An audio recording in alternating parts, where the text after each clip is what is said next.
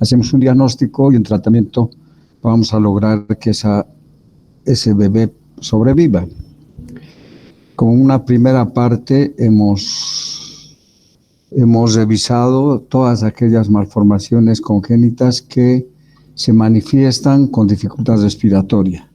Hemos visto algunas cosas que ustedes van a ver,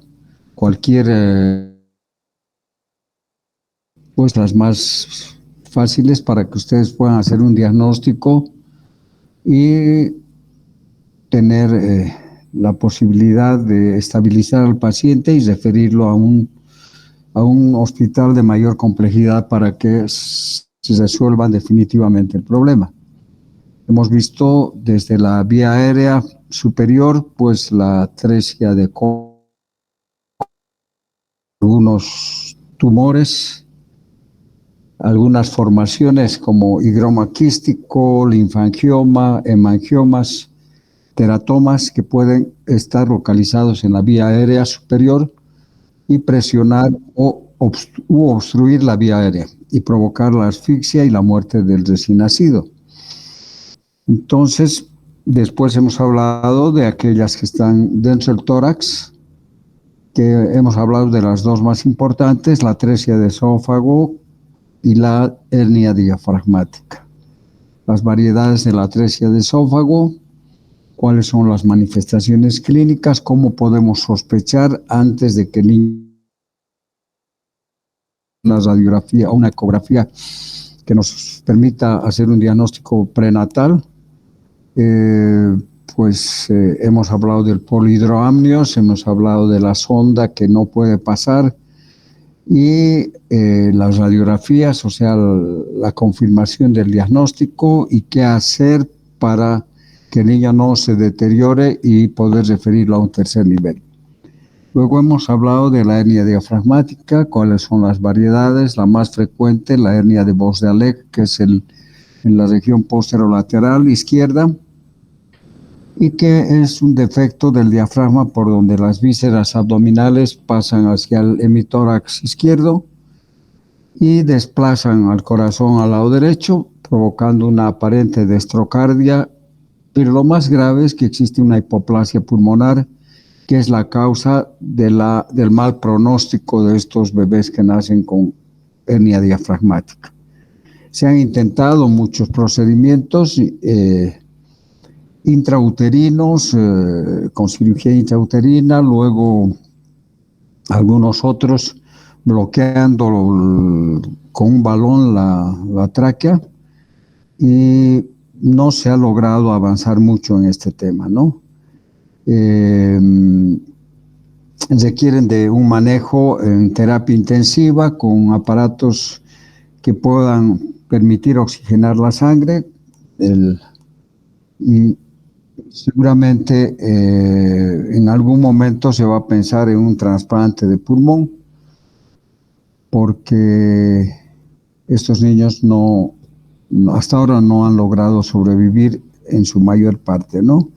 La hernia diafragmática al lado derecho, pues tiene mejor pronóstico porque el hígado que se encuentra por debajo del defecto del diafragma impide que las vísceras abdominales penetren al hemitórax derecho. Entonces pueden inclusive irse a la casa los bebés con hernia diafragmática derecha y pueden ir presentando de repente algunos episodios de dificultad respiratoria, y a veces se diagnostica cuando el niño ya tiene algunos meses de edad. Bueno, ¿alguna pregunta? Quedamos en que iban a anotar algunas dudas que podían tener o algún... No, todo claro. Leonardo, dime. No, que estaba todo claro. Todo.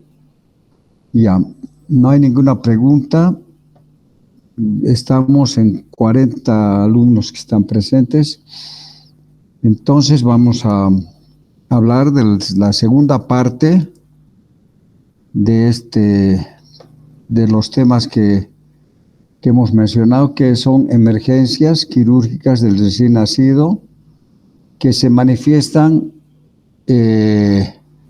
con problemas gastrointestinales, ¿no? Esto son problemas que ustedes van a tener oportunidad de ver.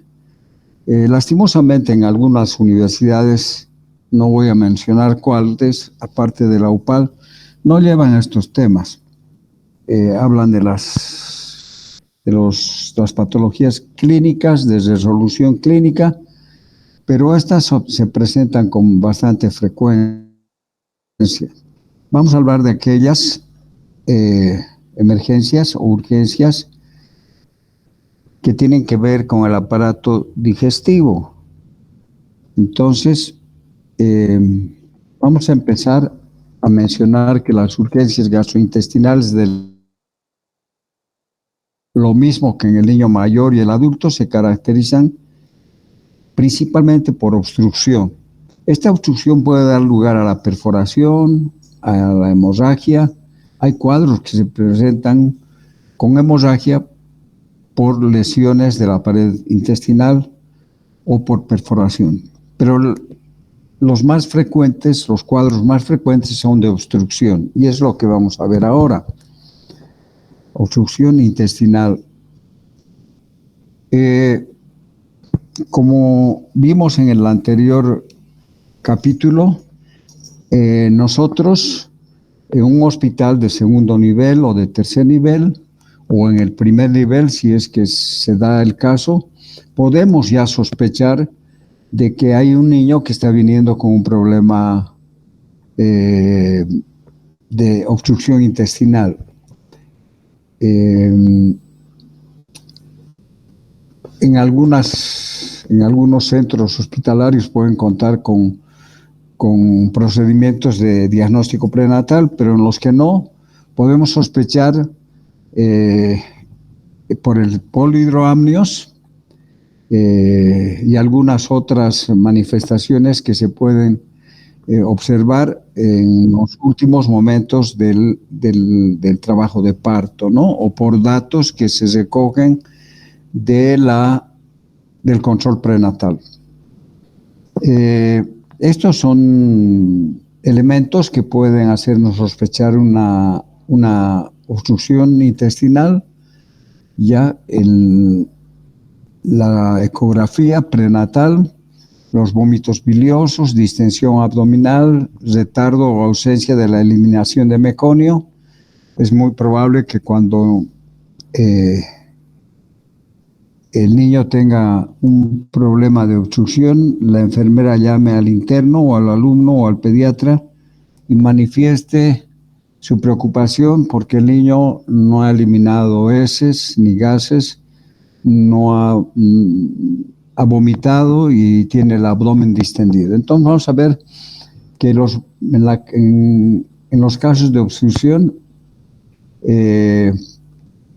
vamos a tener 5 signos importantes que nos sugieren el diagnóstico. Primero, el polihidroamnios materno. Ya les había explicado de que el polihidroamnios no siempre está presente porque algunas veces las mamás llegan con la bolsa rota o han ido perdiendo líquido amniótico durante las últimas horas del embarazo o en la casa mientras se duchan, pero sin embargo, si existe la posibilidad y la doctora que se encarga de la atención del parto nos comunica que hay polihidroamnios o en la radiografía o en la ecografía que se ha hecho para determinar la edad gestacional se ve que hay polihidroamnios, ya tenemos que sospechar nosotros un cuadro de obstrucción intestinal alta, ya sea atresia de esófago o atresia de duodeno o de intestino delgado, ¿no? Ese es un materno. Se produce el líquido amniótico, pero no pasa al intestino y vomita el niño y va aumentando la cantidad de líquido. Y por eso es que se produce el polihidroamnios. Si nosotros recibimos a un niño, el médico, el pediatra, con el interno y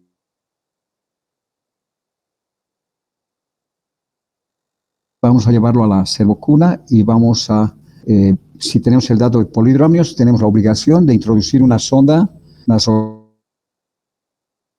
catéter hasta el estómago, y si no pasa es una atresia de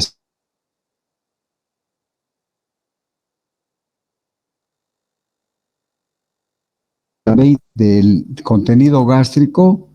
Vamos a estar confirmando el diagnóstico de una obstrucción intestinal, ¿no? Entonces, un segundo dato, la aspiración de más de 20 ml de contenido gástrico. Luego tenemos otro de los datos que nos van a ir confirmando el diagnóstico una vez que el bebé ha sido trasladado al lado de la mamá para alojamiento conjunto. La mamá le da el pecho y el niño empieza a vomitar. Puede tener vómitos biliosos o de líquido claro, dependiendo del nivel de obstrucción. Entonces, es otro dato de que nos puede guiar hacia el diagnóstico de obstrucción intestinal, los vómitos.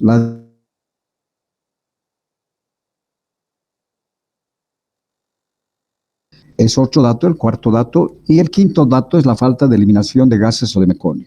Con todo esto ya estamos confirmando clínicamente la obstrucción intestinal. Entonces vamos a tener también que confirmar este diagnóstico haciendo un examen, una radiografía simple.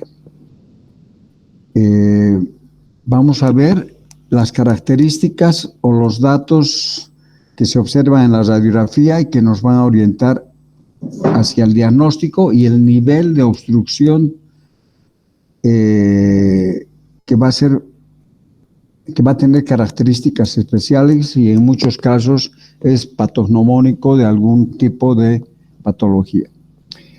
Cuando existe una atresia de esófago, sabemos que el catéter no pasa, se enrolla en el segmento proximal, y si hay aire en el estómago o en el intestino, pues es una atresia esofágica con una fístula tráqueo-esofágica distal. Puede haber una obstrucción a nivel del estómago por una membrana que se puede localizar a nivel del píloro. Esta membrana puede ser completa o puede ser una obstrucción incompleta, parcial. Entonces, radiológicamente existe una dilatación del estómago. El estómago está distendido y se observa en la radiografía como una gran burbuja y el resto del tracto digestivo está totalmente sin aire. ¿Ya? Entonces, esa es característica de la obstrucción gástrica por una membrana pilórica, una gran burbuja. Luego tenemos la obstrucción a nivel del duodeno. Existen algunas características en la obstrucción duodenal. Puede ser una atresia duodenal, puede ser un páncreas anular o pueden ser bandas peritoneales que están presionando a nivel del duodeno y provocar una obstrucción duodenal. La imagen característica en la radiografía es la imagen de una doble burbuja, aire en el estómago, la gran burbuja, y otra burbuja de aire más pequeña que corresponde a la primera porción del duodeno. Esa sería la imagen característica de una obstrucción a nivel duodenal. Si la obstrucción es mucho más baja, es decir, a nivel del intestino delgado, entonces vamos a ver que existe asas de yeyuno, inclusive de ilion distendidas, y el resto del abdomen está totalmente vacío, o sea, no hay aire, no se ve imágenes hidroaéreas en la radiografía.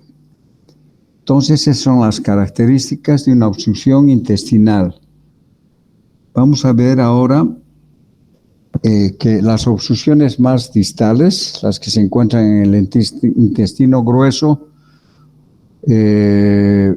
no se puede a través de la radiografía localizar el nivel de obstrucción porque las asas intestinales, o sea, las asas de intestino delgado se pueden superponer al nivel de la obstrucción en el intestino grueso. Existe otra patología que quiero que ustedes la recuerden siempre, es el ilio meconial. El ilio meconial es un tapón de meconio en el ilio, a nivel del hígado, que va a provocar una obstrucción intestinal.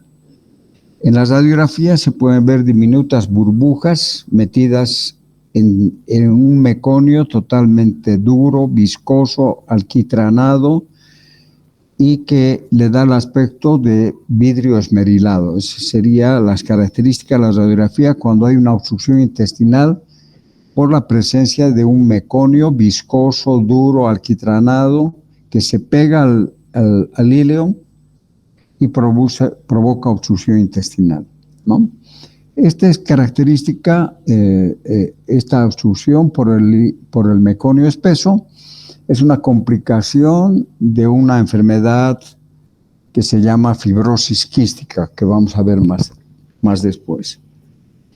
Entonces tenemos la obstrucción gástrica, que es una obstrucción que puede ser parcial o completa. En la incompleta puede haber dilatación gástrica con hipertrofia muscular, pero la evolución es un poco dudosa.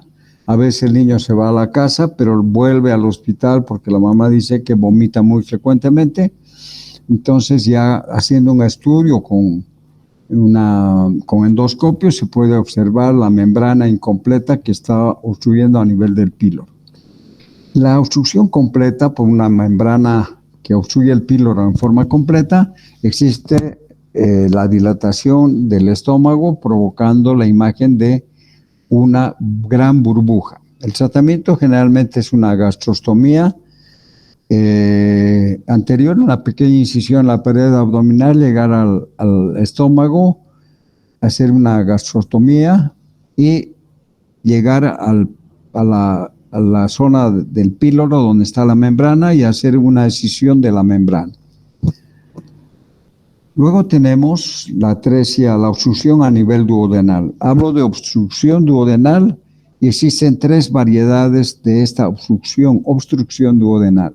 La atresia duodenal, donde existe una zona que puede obstruir el duodeno por una falta una falta de continuidad del tránsito a nivel del duodeno. Puede haber una variedad donde el páncreas, los esposos pancreáticos en el desarrollo embrionario van rodeando al duodeno y lo presionan y provocan una obstrucción duodenal. Y esta otra variedad donde se puede observar en algunos casos, cuando existe una mal rotación intestinal, pues el ciego que se debería encontrar a la derecha se desplaza hacia la izquierda, llevando consigo sus medios de fijación, que son bandas peritoneales, que obstruyen, lo presionan al duodeno y lo obstruyen. En los tres tipos existe la imagen de doble burbuja, ¿ya? Y en los tres también hay vómitos biliosos, porque se encuentran los niveles de obstrucción por debajo de la salida del líquido o de la bilis, y los vómitos son biliosos. Bueno, vamos a hablar de la atresia duodenal primero, es decir, en el 30-52% de los casos es una anomalía aislada, pero habitual, que está asociada a otras malformaciones congénitas, y aproximadamente el 20-30% de los niños con atresia duodenal son portadores de trisomía 21, alrededor del 20-25% presentan anomalías cardíacas. Pero la trisomía 21 está más frecuentemente presente cuando la obstrucción es por el páncreas anular. La atresia duodenal se clasifica en tres tipos aparte. La atresia, no la obstrucción duodenal, sino la atresia duodenal, que es una forma de obstrucción. La atresia duodenal puede estar provocada por un diafragma, es una membrana que dificulta o impide el tránsito a través del duodeno. Está relacionada con una Más tarde vamos a ver de que puede ser un accidente vascular embrionario que causa la presencia de esta membrana. Tenemos la tipo 2, que es la atresia duodenal completa, es decir, donde ambos extremos del duodeno, ambos segmentos están separados. El segmento proximal es dilatado, el segmento distal está totalmente adelgazado, lo que impide una anastomosis, dificulta la anastomosis, creándose para este tipo de problemas algunas técnicas que han dado resultados más o menos positivos, ¿no? Bueno, hay otra variedad de obstrucción duodenal, o sea, de atresia duodenal, que es la tipo 3, que se encuentra la separación completa. La anterior era unida por una cuerda fibrosa, pero donde no hay continuidad de la evolución del contenido duodenal. Vamos a ver las características de cada una de ellas. Esta es una atresia completa, donde ambos extremos están totalmente separados, no existe una cuerda fibrosa ni una membrana, el segmento proximal está dilatado, el segmento distal está adelgazado. Luego, esta es la definición del impedimento del paso del contenido intestinal a través de cualquier porción del duodeno, y se encuentra, estas son las estadísticas, es la variedad más frecuente de obstrucción en el intestino delgado, 40-60% de todas las obstrucciones, es más frecuente una prevalencia de 1 entre 10.000 nacidos vivos. No hay predilección de raza, el sexo igual en hombres y mujeres y antecedentes de polihidroamnios. O sea, y han visto de que el polihidroamnios es una causa importante. Puede estar asociada a otras malformaciones congénitas, malformaciones cardíacas, síndrome de Down, etc. Puede haber, por este accidente vascular intrauterino o embrionario, por alguna razón no llega la irrigación arterial hacia cierto segmento del intestino por los vasos mesentéricos, y esa zona menor irrigada puede producirse una estenosis o puede producirse una atresia completa. Puede haber el páncreas anular, que son los esbozos del desarrollo del páncreas que van rodeando al duodeno y lo obstruyen.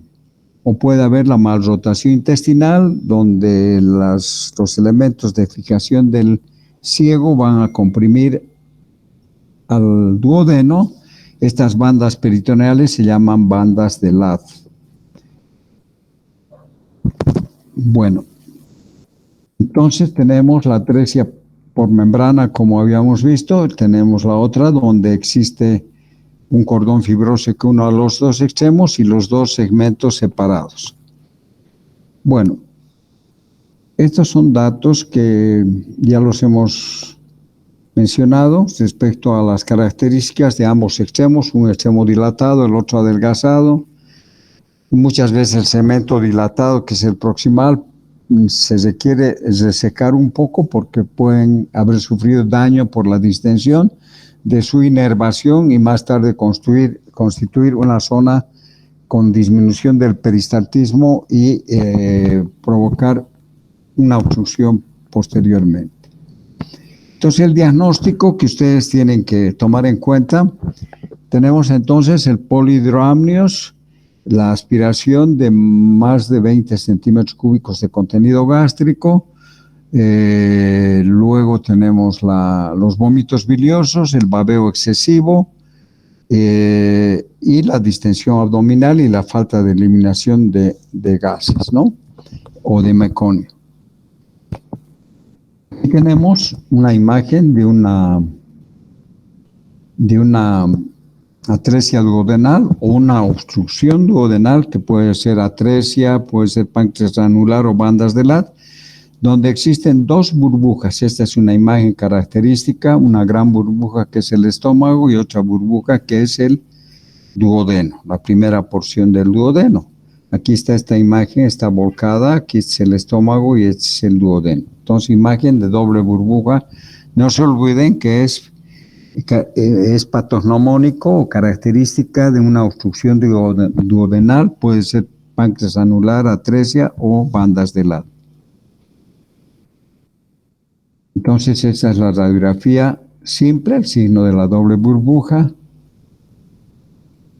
Y esa es la más característica, ¿no? La gran burbuja y la pequeña burbuja, que es, y el resto del abdomen está totalmente sin aire. Ustedes pueden estar pasando por alguna sección del hospital y ven que están viendo una radiografía, y si ven esta imagen, ustedes pueden decir, es una obstrucción duodenal, ¿no? Es característica patognomónica. Bueno, entonces, en la atresia duodenal tenemos la membrana, el cordón fibroso, la separación de ambos extremos y el páncreas anular. Es la separación completa. Bueno, tenemos antecedentes de polihidroamnios, hay vómitos, distensión abdominal y falta de eliminación de meconio.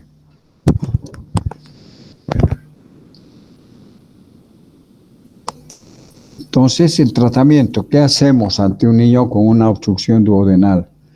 Primero, hay que aspirar, introducir una sonda y hay que aspirar, porque este contenido puede pasar a los pulmones si es que se produce un vómito y el niño se broncoaspira. Hay que colocar un suero para mantener el equilibrio hidroelectrolítico, y hay que excluir otros diagnósticos, y luego se refiere a un paciente con la aspiración del estómago, si se trata de una obstrucción duodenal o intestinal, se lo mantiene calientito al niño y se lo refiere acompañado por un funcionario de salud. Bueno, la corrección es en la atresia duodenal se hace una duodenostomía, o sea, se unen los dos extremos, ¿no? Haciendo una anastomosis, y tal vez por la diferencia del calibre se tenga que hacer alguna técnica especial para poder adosar ambos extremos. Y tenemos una duodenostomía con una incisión transversal en la parte proximal y una longitudinal en el extremo distal. Así pueden abocarse estas dos incisiones para hacer una anastomosis término-terminal. Duodenostomía. Bueno, aquí vemos cómo se tiene que hacer esta técnica que se llama en diamante, ¿no? Tiene una forma así y así, entonces se adosan, se hace más larga la incisión en el segmento distal. En caso de, estas son complicaciones de la anastomosis, fuga de la anastomosis y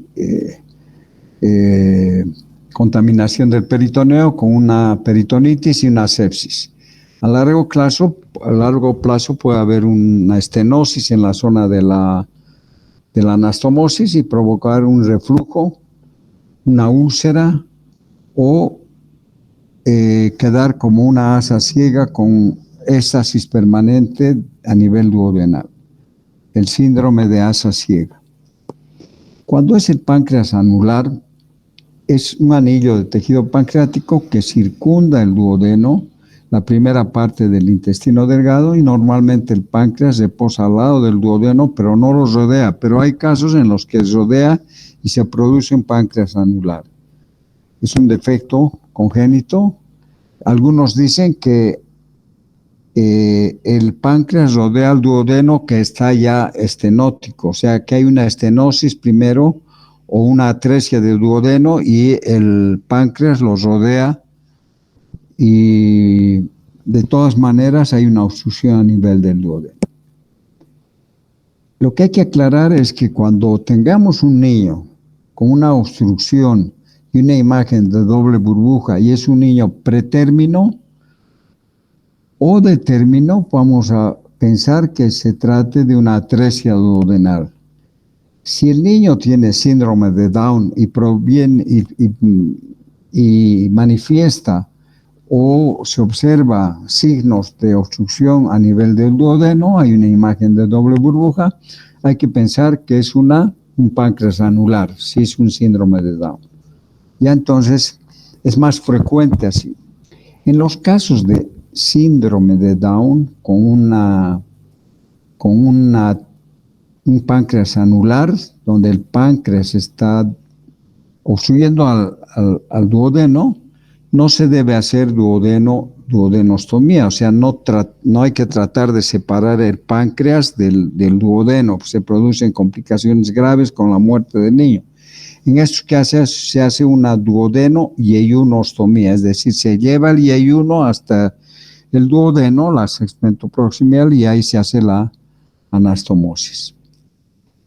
Bueno, tenemos aquí el páncreas rodeando al duodeno y donde el estómago está dilatado y la primera porción del duodeno formando o provocando la imagen de doble burbuja en la radiografía. Aquí tenemos igual el estómago, la porción anular del páncreas y el duodeno. Ahora, las bandas de Ladd o las bandas peritoneales de Ladd son cordones fibrosos de tejido peritoneal. Todos los órganos que se encuentran en la cavidad abdominal tienen sus elementos de fijación para mantener su situación dentro del abdomen, dentro de la cavidad peritoneal. Entonces, los elementos de fijación del intestino y del ciego, pues al haber una mal rotación intestinal, el ciego se desplaza hacia el lado izquierdo y se lleva consigo estas bandas peritoneales que van a obstruir al duodeno. Es la tercera forma de obstrucción duodenal. Entonces aquí vemos que el ciego está desplazándose hacia el lado izquierdo y lleva consigo estas bandas peritoneales que se llaman bandas de Ladd, provocando una obstrucción en la segunda porción del duodeno y donde luego se va a ver una gran burbuja en el estómago y otra pequeña burbuja que es el duodeno. ¿Ya? Y aquí tenemos las diferentes formas de obstrucción. Yo creo que no hay ninguna duda, o alguien tiene alguna duda, por favor, puede decirme.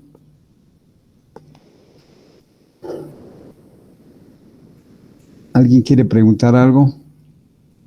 No, Doc, está bien. Luan Russo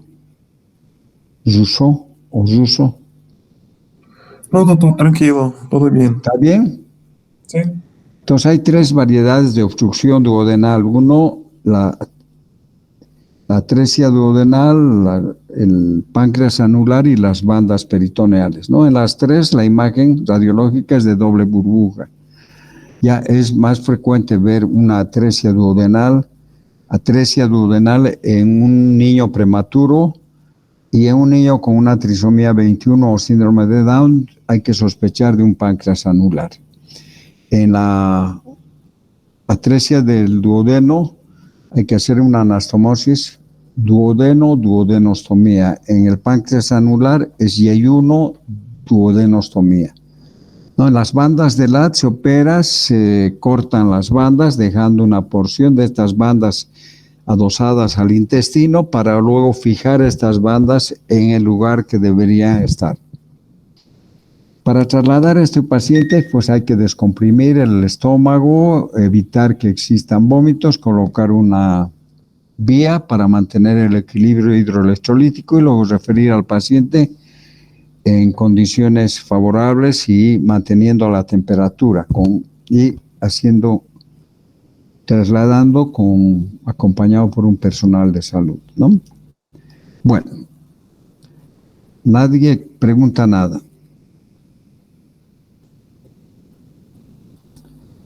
Ahora vamos a ver, para terminar, obstrucciones más bajas. Entonces vamos a hablar de la atresia intestinal. O sea, después del duodeno viene el intestino delgado. La primera porción del intestino delgado es el yeyuno, y luego viene el ileón, y luego viene el colon, ¿no? El ciego y el colon. Entonces vamos a ver que la falta de continuidad o de recanalización intestinal o la interrupción de la continuidad del intestino, como les había dicho, existen varias teorías, entre ellas perforaciones intestinales, reacción de gases.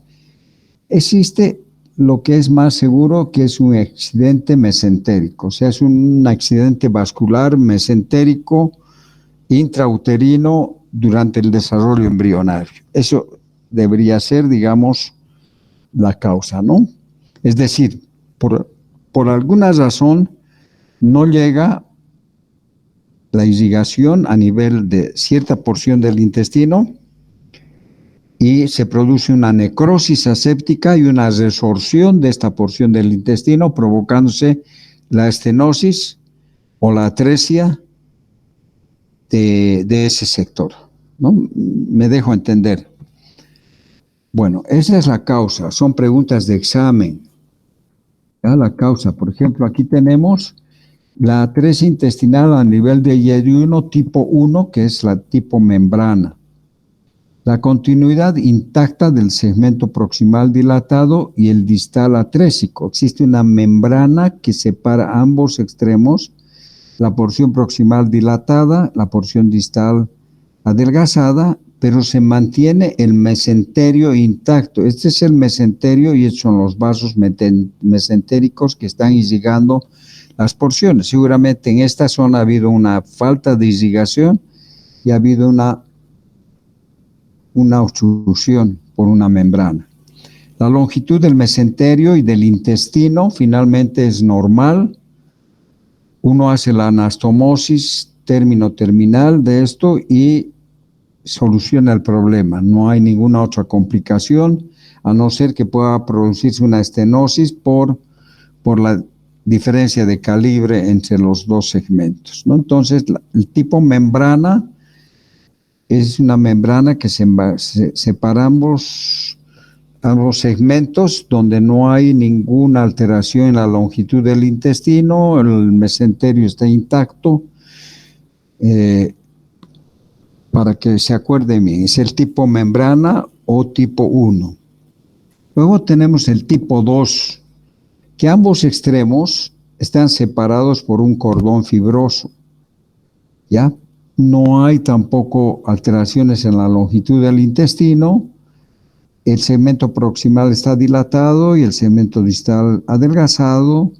Hay que eliminar este cordón fibroso y tal vez estos vasos mesentéricos y luego hacer la anastomosis término-terminal, tratando de abocar. Muchas veces hay que resecar esta porción del intestino dilatado porque puede haber lesión de la inervación de este segmento del intestino. Entonces se hace una anastomosis de esto. Entonces el intestino, la longitud es normal, no hay defecto, no hay un defecto, digamos, o sea, hay un cordón fibroso que une a los dos segmentos que están separados, ¿ya? Y el mesenterio está intacto, ¿no? No hay, digamos, un problema de longitud. Es el tipo 2 o cordón fibroso. Luego aquí tenemos el tipo 3A. 3A son cabos ciegos separados. Ya no hay cordón fibroso y hay un defecto en el mesenterio que es un defecto en B. O sea, ya está afectado el mesenterio, está separado. Aquí se puede resecar y aquí unir este segmento y suturar el mesenterio para evitar que por ahí entre una porción de intestino, se produzca una hernia y nuevamente se produzca una obstrucción. Entonces, al haber ya este defecto en el mesenterio y hay una reducción significativa de la longitud del intestino en este tipo 3A, ¿ya? Lo que va ocasionar tal vez algunas complicaciones posoperatorias o el pronóstico no es tan bueno. Luego tenemos, y esto quiero que se fijen bien porque hay anécdotas sobre el siguiente. Este es el tipo 3A, donde existe un defecto en B del mesenterio. La porción distal está adelgazada totalmente, miren aquí el extremo, y la porción proximal está totalmente dilatada, aquí adelgazada. Lo que hay que hacer es abocar con una técnica, resecar parte de esto y abocar y cerrar el mesenterio para evitar una herniación. Fíjense, es una fotografía. Bueno, tenemos el tipo 3B, que es la más grave de todas. Hay un defecto grande del mesenterio. Prácticamente ha desaparecido el mesenterio en la zona de la unión del ilion con el Y1. El segmento distal está irrigado por una rama de la arteria mesentérica, una rama. El segmento proximal está totalmente dilatado y hay que hacer una reparación muchas veces resecando esta porción porque es muy delgada y adosando el segmento proximal con el ciego. Hay una reducción significativa de la longitud del intestino que va a ocasionar más tarde que el niño vuelva en reiteradas oportunidades al hospital por desnutrición, por falta de absorción intestinal y con desequilibrios hidroelectrolíticos, porque en esa porción del intestino se produce la mayor parte de la absorción de los nutrientes y de los líquidos. Entonces va a haber alteraciones postoperatorias y complicaciones que va a haber después de la reparación del defecto. Entonces el tipo 3 también se llama en cáscara de manzana porque tiene ese aspecto. Cuando uno pela una manzana va cayendo la cáscara en forma como se ve acá. En un examen hace muchos años, no muchos años, en un examen pregunté cuál es el tipo 3B de la atresia intestinal y alguien dijo por ahí, creo que es cáscara de alguna fruta y parece que es cáscara de plátano. Y todos pusieron cáscara de plátano en esa fila porque copiaron, ¿no? Entonces, cuando copian, pues a veces pueden copiar bien o el que hace copiar de repente tiene una mala respuesta y todos se equivocan. Entonces, esta reparación de esto es muy difícil y se va a provocar complicaciones postoperatorias importantes. Luego tenemos la tipo 4, que son múltiples atresias. Aquí hay atresia con defecto en B del mesenterio. Aquí hay otra atresia que se llama también cordón de salchichas. Esto inclusive se ha visto hasta con 12, 13 zonas atrésicas. ¿Alguien está queriendo entrar a esta hora? Darlene, Andrés, te voy a dejar entrar, pero no vuelvas a llegar tarde, pues. Bueno. Entonces, este tipo de atresias múltiples o cordón de salchicha también va a provocar una reducción en la longitud del intestino, porque generalmente se va a extirpar todo esto, se va a resecar toda esta porción, porque tendríamos que unir esta con esta con esta, se reseca y se une este segmento proximal con el distal que sí está funcionando, ¿no? Sí está funcional. Entonces hay también complicaciones postoperatorias. Entonces tenemos el tipo membrana, cordón fibroso, el otro que haya un defecto en B del intestino, que es la variedad 3A. Luego tenemos la 3B, que es la de cáscara de manzana, y la 4, que es esta, que es la de cordón de salchichas, ¿no? Para recordar un poco. Entonces aquí están las variedades, la membrana, el cordón fibroso, el defecto en B, y la de cáscara de manzana, y las atresias múltiples, ¿no? Estos son atresias u obstrucciones a nivel intestinal, de intestino delgado, de yeyuno y en algunos casos de ilio. Aquí entra la obstrucción por el ilio meconial, ¿no? Que hemos mencionado ya. Entonces aquí tenemos la membrana, el cordón fibroso, el defecto en B, la 3A, o sea, la 3A, la 3B y las atresias múltiples. Claramente, ¿no? Ahora, cuando ustedes tienen esto, van a confirmar el diagnóstico con una radiografía. Y en la radiografía van a ver esto. Vamos a ver. Bueno, vamos a ver estadísticamente que el 55% de las atresias intestinales incluyen el 31% en la porción proximal del yeyuno, el 20% en la porción distal del yeyuno, el 13% en la proximal del ilion y el 36% en la porción distal del ilion, ¿ya? O sea, antes del ciego. Todas estas atresias son antes del ciego. Bueno, el 25% de los pacientes afectados presentan polihidroamnios porque no todos pueden estar con la bolsa íntegra o pueden haber perdido líquido amniótico.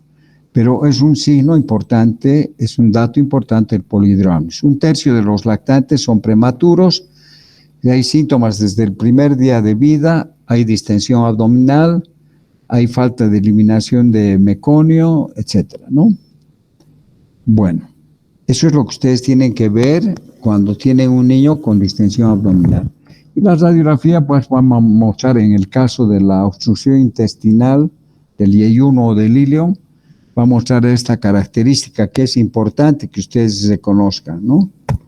Aquí está. Tenemos una gran burbuja que es el estómago, luego tenemos imágenes hidroaéreas en el duodeno y en el yeyuno y parte del ilion en algunos casos, si la obstrucción está a nivel del ilion. Y si ustedes se fijan, hay un nivel, y debajo de ese nivel no hay nada de aire.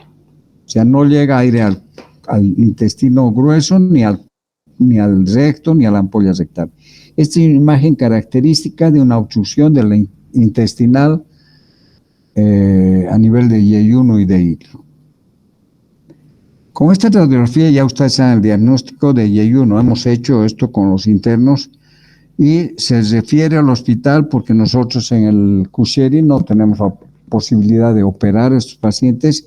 Yo particularmente opero en otras clínicas o cuando estoy de turno en Caja Acordes para resolver las emergencias, pues se puede operar, pero en el Cusheri es un hospital de segundo nivel donde se hace el diagnóstico y referimos al paciente al tercer nivel para que se opere ahí, ¿no? Entonces, pero hay que referirlo en buenas condiciones, con el diagnóstico. Entonces vemos atresia intestinal. Hay que mantener la temperatura, ya les he dicho cómo, envolviéndolo en algodón. Hay que poner una sonda orogástrica, succión y aspirar. Como hay obstrucción, va a haber vómitos y va a haber broncoaspiración. Hay que tener un acceso intravenoso para mantener el equilibrio hidroelectrolítico.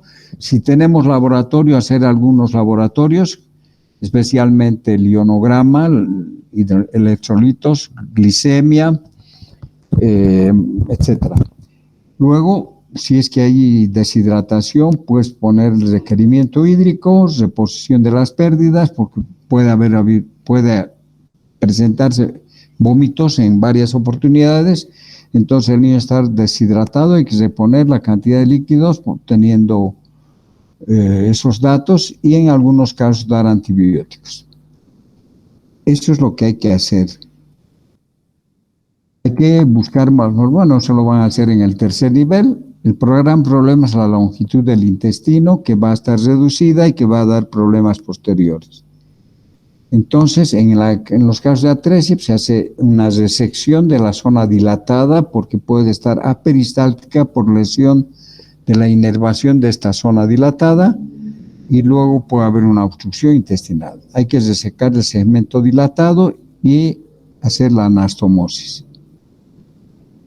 Bueno, la muerte se puede producir por dehiscencia, peritonitis, sepsis o una neumonía por broncoaspiración. En la complicación posterior puede haber una obstrucción funcional por la diferencia de calibre o por estenosis en la zona de anastomosis o dehiscencia de la sutura o de la anastomosis con peritonitis y sepsis. Bueno, esas son las complicaciones que se pueden presentar. Y eso sería todo. Quiero que me digan si tienen alguna duda.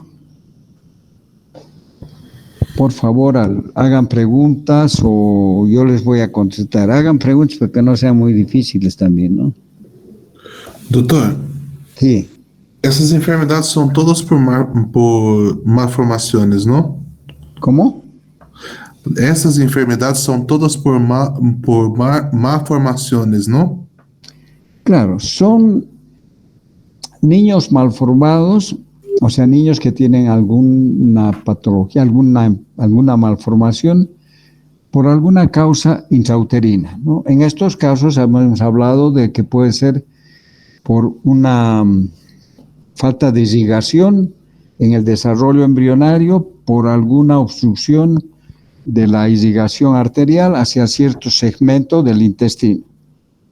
Entonces, ese intestino, sí, dime. E tendría alguna cosa para evitar durante la gestación y eso o no? No, pues es muy difícil que podamos ver que hay una zona que está recibiendo menos irrigación. Se podría hacer el diagnóstico cuando ya está el defecto, ¿no? En algunos casos, pues, tiene que ver con medicamentos también, ¿no? Eso se ha visto de que hay algunos medicamentos que pueden disminuir la irrigación en algún segmento del intestino, ¿no? Pero esa es la teoría, ¿no? Ahora, en el caso de páncreas anular, alguna alteración que provoque la invasión o que el páncreas rodea al duodeno. Pero yo pienso que ya existe la malformación, o sea, la atresia, el cordón fibroso y que es rodeado por el páncreas, ¿no? Pero hay una relación con la trisomía 21, o sea, el síndrome de Down con los niños que tienen páncreas anular.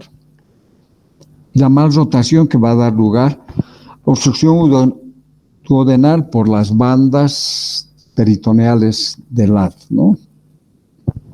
Ahora, la atresia del IE1, pues por falta de irrigación en algún segmento, que puede ser una pequeña zona o una gran zona o atresias múltiples. En la radiografía vemos entonces la doble burbuja, una gran burbuja cuando hay una obstrucción a nivel del estómago, por una membrana a nivel del píloro. Luego tenemos la doble burbuja en la obstrucción duodenal.